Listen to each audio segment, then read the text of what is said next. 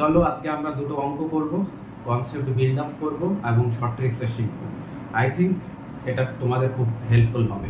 দেখো, প্রথম অঙ্ক, এ এর আয় বি এর আয়ের থেকে 20% বেশি, বি এর আয় এ এর আয়ের থেকে কত শতাংশ কম জানতে চাইছে।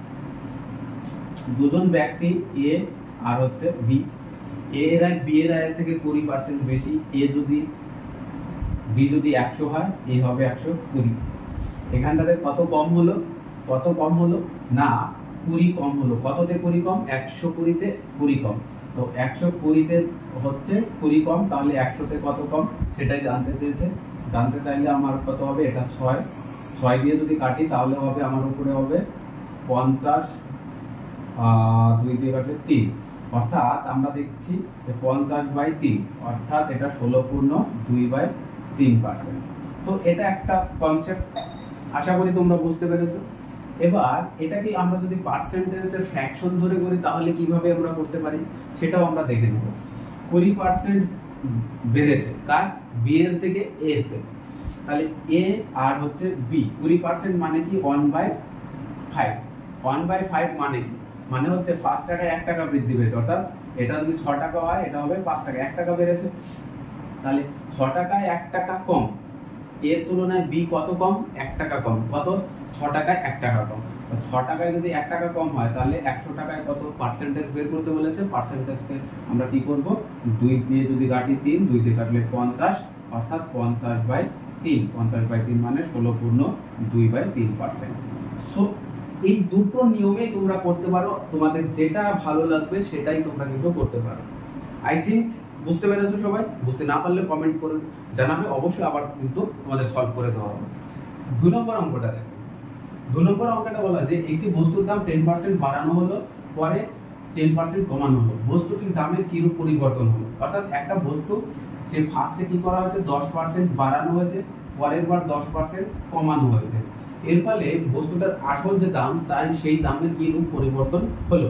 দেখো আমরা দুটো মেথডে করব এখানে। ফার্স্টে আমরা 100 টাকা ছিল, এই 100 টাকার বস্তুটা কত হয়েছে? 110 টাকা হয়েছে। নেক্সট যেটা হয়েছে সেটা হচ্ছে এই 100 টাকার বস্তুটা 10 টাকা কমে গেছে, অর্থাৎ 90 টাকা হয়েছে। তাহলে আমাদের এই 100 কাটলাম, এই 0 কাটছি, এই 0 কাটছি, অর্থাৎ 9×99। অর্থাৎ এখন আমরা যেটা পেলাম সেটা বস্তুটার দাম আলটিমেট এখন দাঁড়িয়েছে কত? 99 টাকা। অর্থাৎ 100 টাকায় যেটা আমার কেনা ছিল, সিপি 100 টাকা ছিল, সেই সিপিটাই এখন কত হয়ে গেছে? সেই জিনিসটার দাম এখন হয়ে গেছে কত? 99 টাকা। তাহলে ঘাটতি হলো কত টাকা? ঘাটতি হলো -1 টাকা। অর্থাৎ ঘাটতি আমরা দেখতে পেলাম 1 টাকা ঘাটতি হয়েছে। তো এটাই আমাদেরকে উত্তর, অর্থাৎ 1% ঘাটতি বা 1% লস। তো এইটা একটা ফ্যাক্টর, যে এইটা একটা কনসেপ্ট, এই কনসেপ্টে তোমরা করতে পারো। অথবা আরেকটা কনসেপ্ট আছে, যে কনসেপ্টটা হচ্ছে এফেক্টিভ পার্সেন্টেজ ধরে দুটো ধর যদি থাকে, প্রথমবার বাড়লো দ্বিতীয়বার কমলো, এই ক্ষেত্রে এই অঙ্কগুলো করতে করতে মুখস্থ হয়ে যাবে তোমাদের। তো সেটা কিভাবে করব? একটা সূত্র আছে এফেক্টিভ পার্সেন্টেজের, a + b + ab/100। তো এটা হচ্ছে একটা সূত্র, এই সূত্রটাকে আমরা কাজে লাগাতে পারি এই ক্ষেত্রে। প্লাস যখন মাইনাস বলবে, অর্থাৎ কমানো হলো, তখন প্লাসের জায়গায় b এর মান কি হবে? মাইনাস হবে। অর্থাৎ এখানে আমরা বলতে পারি কি, a মানে 10 প্লাস মাইনাস হচ্ছে 10 প্লাস কত? 10 ইনটু -10, ওকে, বাই 100। এইটা আমাদের